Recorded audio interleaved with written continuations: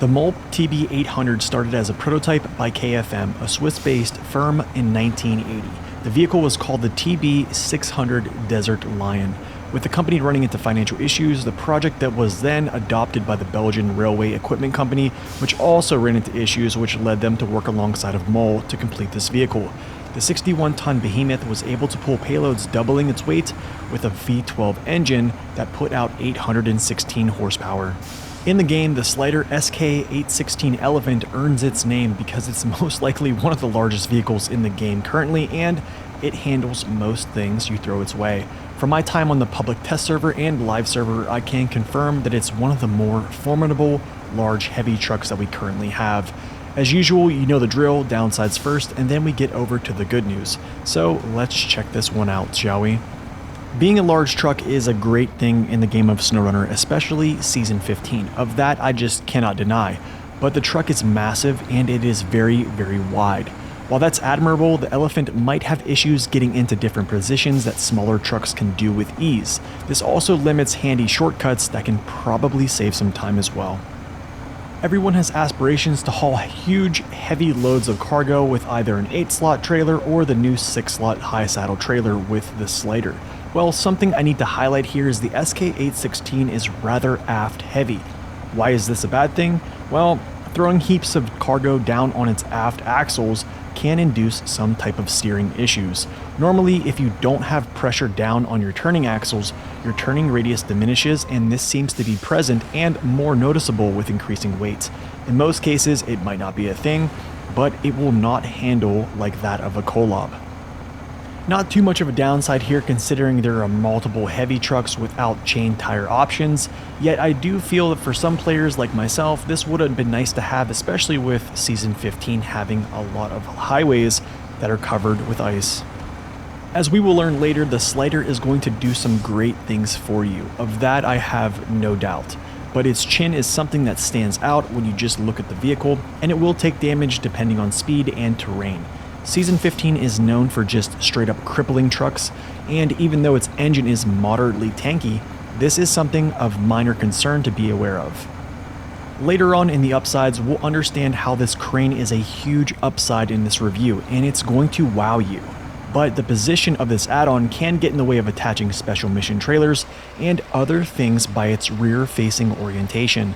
If you run into this, just manually spin this around over top your cab and keep on running. While our final downside is basically just another level to adding more diversity of play with a faster multi-purpose gearbox, for now I'm just going to simply state the facts. The custom multi-purpose gearbox has a base consumption higher than both special gearboxes, and this all-wheel drive consumption penalty is at 30%. Comparing it to the special gearboxes, which is 0% all-wheel drive penalty, players now have to make decisions. Fast travel with the multi-purpose gearbox, or better fuel consumption with the special gearboxes. Now that the downsides are over, I believe the pros far outweigh the cons for this vehicle, and I think you'll see what I'm talking about. Let's get started. With 245,000 torque, a switchable all-wheel drive, and always-on diff lock, the Sleiter can force power to its rear axles when needed, and its torque is enough to pull heavyweight cargo on Season 15. Will it pull better than some of the top performers in its class? I'd wager not, but I think it's enough to handle Season 15's cargo loads. Forgive me if I sound a little bit pessimistic and if I'm beating the dead horse on this subject, but like I've stated so many times in prior reviews, collision mesh for vehicles have been getting a little bit crazy as of late. And another vehicle to add to this list is the Elephant. The Sleiter also has an active suspension at its disposal to even further alleviate itself away from any type of driving surface or driving friction. To add to this as well, this also gives it a high saddle height to rival that of the Kenworth 963. Not really much to say here other than it has super heavy weighted tires and also a custom tire to add to the mix. The customs look good and they have performed quite good in native gameplay. I also wanted to briefly say that its weight also contributes to its performance, even though it might be slightly aft on the vehicle. I won't be the one to jump out and say its stability is one of the greatest in the game, but for being such a wide vehicle, one can infer that it's most likely going to stay on its wheels. To wrap this one up and to be very brief, Myself and other small content creators have been pretty much impressed by its stability on Season 15. One might think the lack of add-ons is a bad thing, and you did not see this on the downsides list, but I love the fact that this is a purpose-driven specialist and it does it well despite its longitudinal center of gravity. This is how I would model the large heavy trucks. Instead of every add-on possible, they have something they do very, very well. The kicker here is that we have a new 6-slot high saddle trailer in Season 15, and this crane is one of the strongest cranes I have ever laid my eyes on. On stream, we were calling it the King Kong crane, so to imagine this, just imagine the KRS Bandit crane, but supercharged, and it can pick up pretty much heavy loads at max extension. If you've made it this far in the video, you can see it crushes terrain and pulls trailers with ease.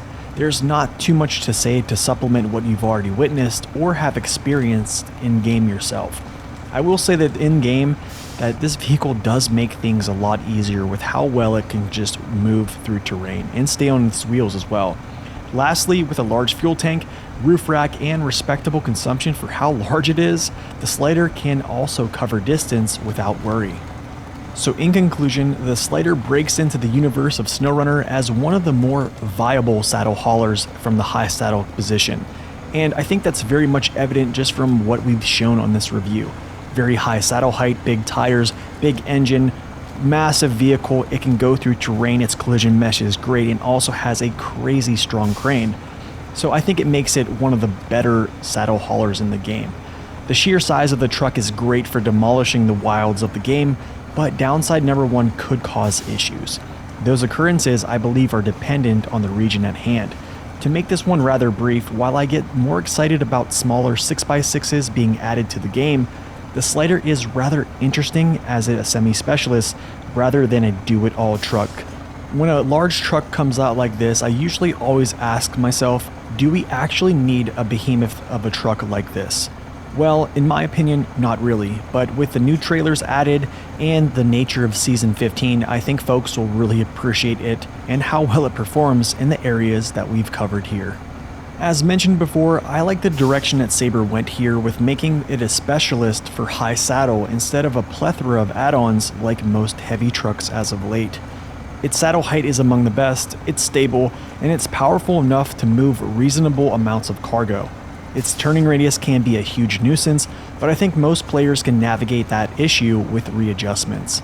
So in closing, the Elephant isn't the strongest in the areas of flat-out pulling strength, but in practice, it's been a conqueror of most things. So try this massive truck out and let me know what you think. I really hope you enjoyed this review and potentially learned a few things along the way as well. Until next time, y'all, God bless and stay upright.